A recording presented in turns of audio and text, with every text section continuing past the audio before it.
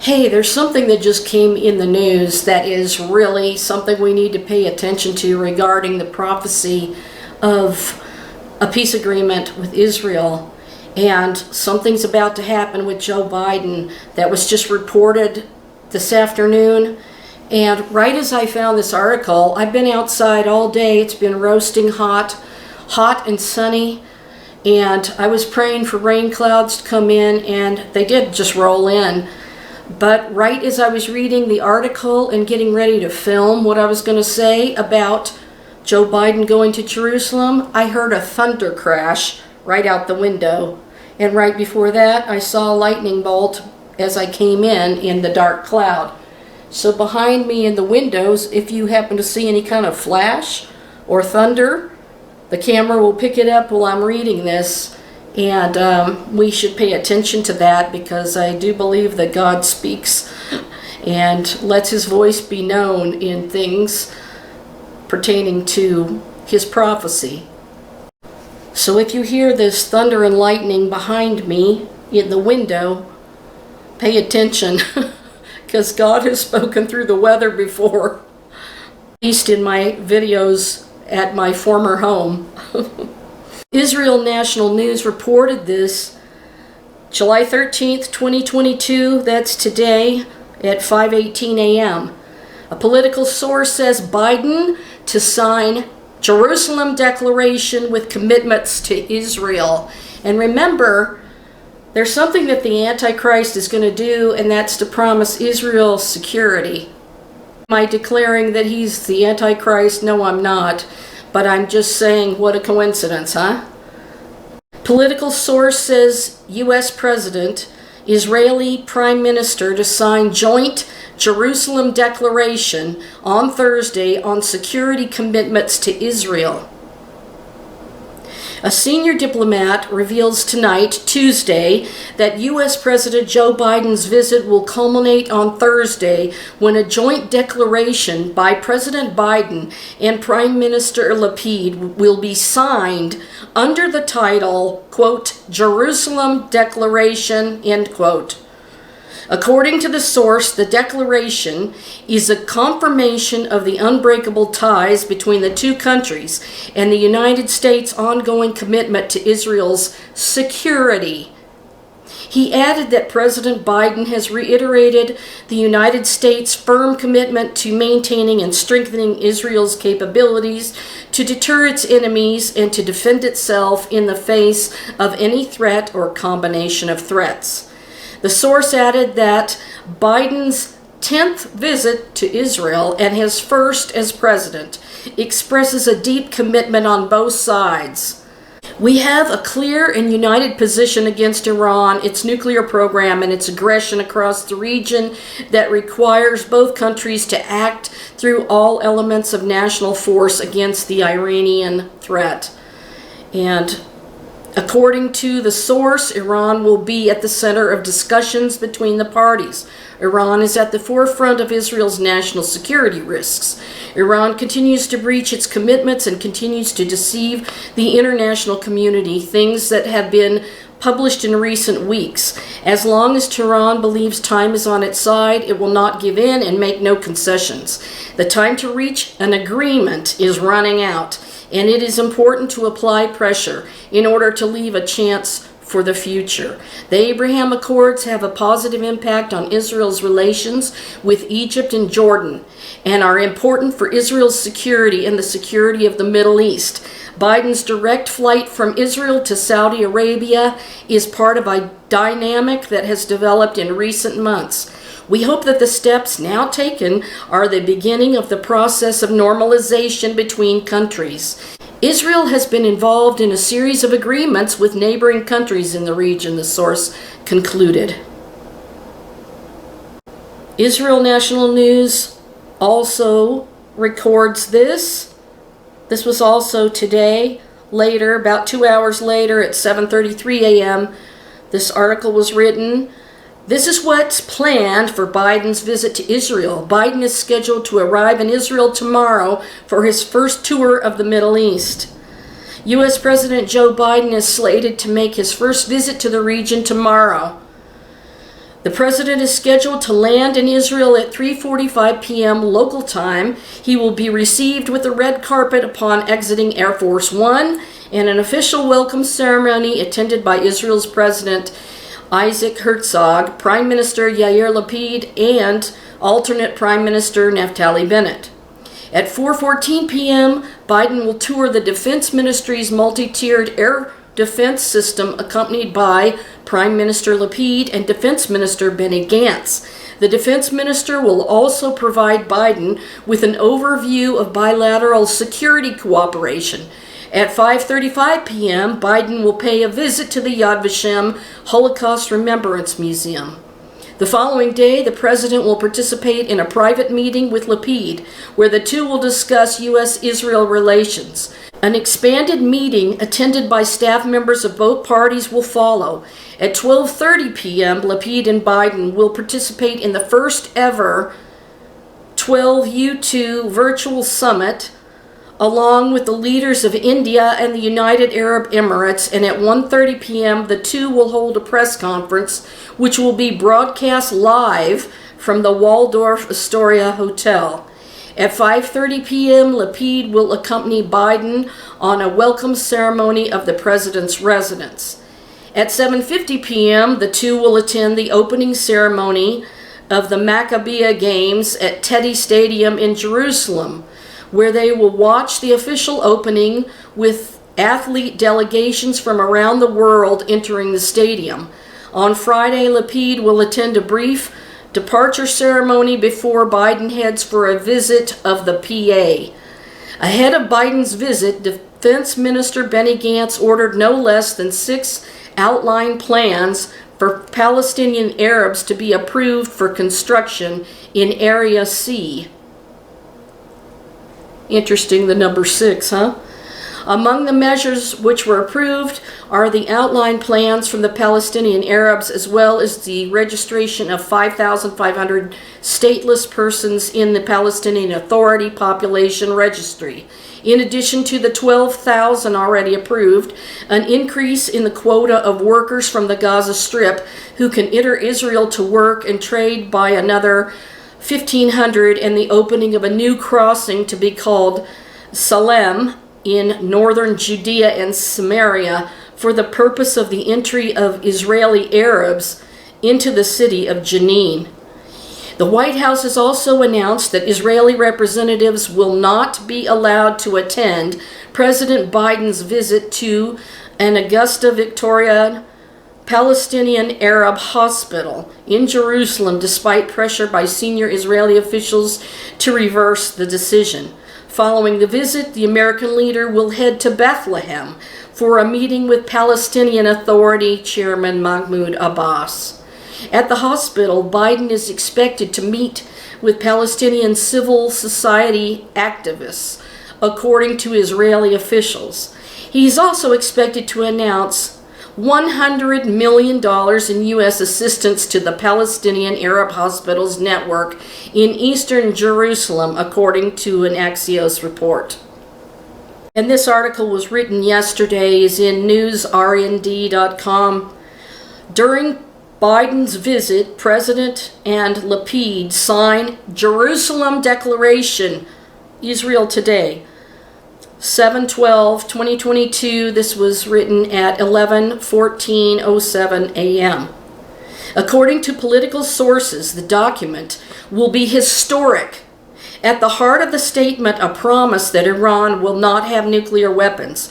Iran will be the number one issue in the visit. A statement on normalization with Saudi Arabia is not expected. Well, that's not true, according to the other article and according to what I've read before. President Biden will publish the Jerusalem Declaration during his visit to Israel. This is what political sources said tonight on Tuesday, ahead of the U.S. president's visit tomorrow. This is in fact the memorandum of understanding signed with the Obama administration and promised aid to Israel for the next 10 years. And the Jerusalem Declaration re-emphasizes the American commitment to this document. This will be a historic statement that will emphasize the American commitment to Israel. Among other things, it will deal with Iran and the role and commitment of the United States to Israel. The declaration will be a living testimony to the intimacy and depth of the ties between the countries and will deal with the strategic relations between them. This is also a draft of Israeli-U.S. relations for the next 2 years. When we worked on the wording of the statement with the Americans, we felt it expressed a sincere and genuine desire to embody the common values, culture, and interests of both sides. A visit by an American president is the most important of the leaders' visits to the country. The president will make the full statement on Thursday. It is important to emphasize that despite the name Jerusalem Declaration, it is not a statement that President Biden will carry, but a document that both parties will sign. It will be worded in high terms and will deal with macro issues between countries without going into details at low resolution. Its main purpose is to express the depth of the relationship between Israel and the United States and the American commitment to Israel. Example from the statement. Following the briefing, here are some examples from the historic Jerusalem Declaration agreed upon by U.S. President Biden and Prime Minister Lapid to be announced on Thursday. July 2022, U.S. President Joseph R. Biden paid an official visit to Israel between July 13th and 15th, 2022. During the visit, President Biden and Prime Minister Lapid reaffirmed the fragile ties between the two countries and the United States' continued commitment to Israel's security. The leaders agreed that the strategic partnership between the United States and Israel is based on common values and interests and true friendship. The leaders stressed that an integral part of this promise is the commitment not to allow Iran to acquire nuclear weapons for the world and to use all the elements of their national power to ensure this. So that makes a lot of sense since Obama gave billions to Iran for whatever purposes they wanted. In line with the long-standing security relationship between the United States and Israel and the United States' unwavering commitment to Israel's security and especially to maintaining its qualitative advantage, President Biden reiterated the United States' firm commitment to maintaining and strengthening Israel's capabilities to deter and defend its enemies, itself in the face of any threat or combination of threats. Grateful. The same political figures added, Iran will be the #1 issue on the visit for us. It continues to breach its commitments and deceive the international community. Iran is playing on time, and as long as it believes it is working in its favor, it will not be flexible. The original agreement is a short-term solution with very few solutions and many disadvantages. We are very grateful and appreciative of the administration's approach in recent months, and in particular, the decision to keep the Revolutionary Guards on the list of terrorist organizations and to promote condemnation of Iran in the Sabah Board of Governors. Our cooperation with the administration is very strong, and during the visit we will take the joint strategy against Iran one step further. The leaders will say in a joint statement that Iran will never be able to have nuclear weapons. Did you just hear thunder? The second big issue is regional cooperation. The working groups of the Negev Forum promote any issues. Abraham's agreements had a very positive impact on Israel's relations with Egypt and Jordan. We have strategic and security cooperation with our partners. As for Saudi Arabia, it is impossible to imagine the complete transformation of the Middle East without relations with Saudi Arabia as well. We are moving there step by step. The fact that President Biden will fly from here directly to Saudi Arabia embodies the progress made in recent months. You have to wait a few more days until we can reveal exactly how they are going to upgrade. We hope that these steps will only be the beginning of the process of normalization between the countries. We welcome the renewed rapprochement between the United States and Saudi Arabia. It is important for both of them and for the entire region.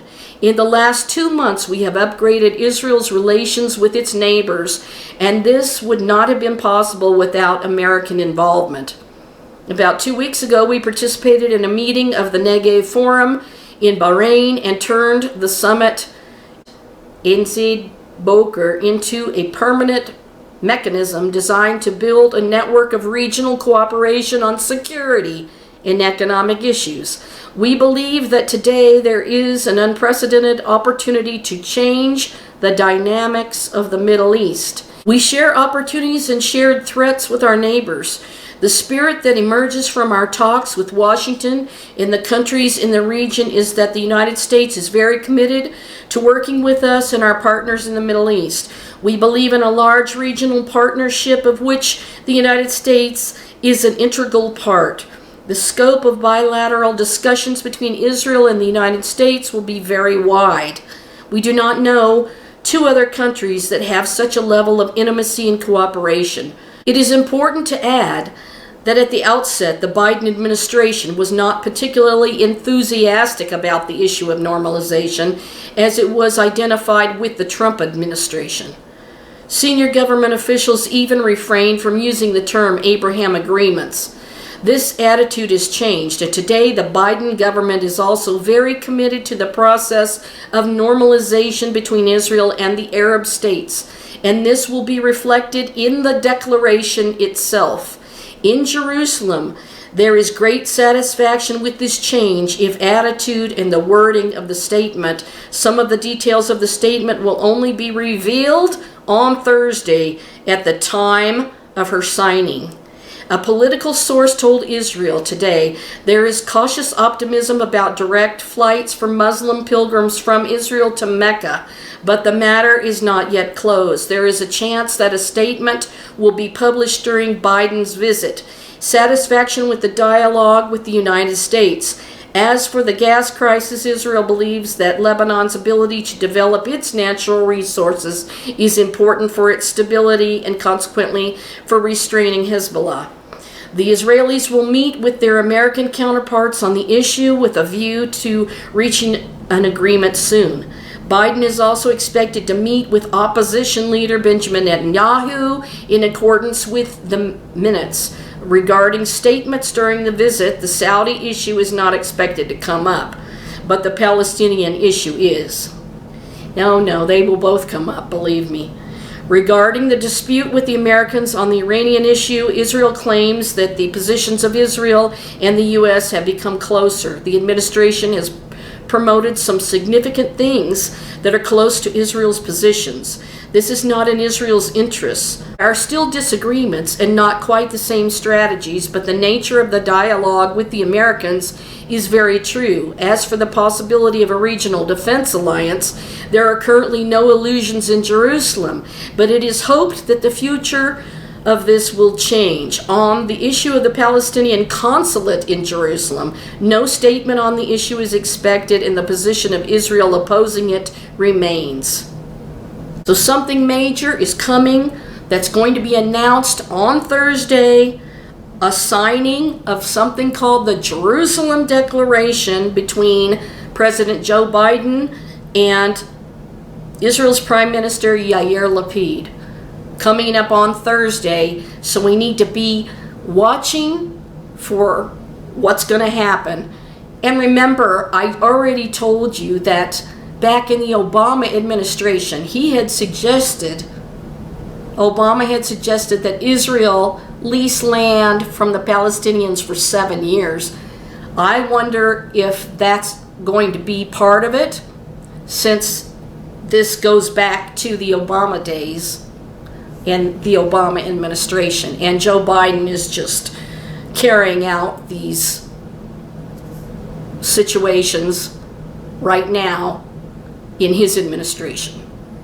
Whatever is going to be in the Jerusalem Declaration signed document on Thursday will tell whether it's the fulfillment of the prophecy if anything's allowed to let the temple be rebuilt or anything like that, which we don't know, and we won't know until Thursday what the details of this document are, could be very prophetic. So keep your eyes out for Thursday and what's going to be broadcast. So now we're getting a little bit of rain falling outside, and I think this could possibly be a prophetic event and a worldwide broadcast of this Jerusalem declaration on Thursday. So hang on to your hats, keep looking up, your redemption draws nigh, and Jesus is coming soon. Thanks for watching, thanks for support, and I just say God bless you, and I'll talk to you later. I just wanted to get this information out as quickly as possible. So God bless you. Good night.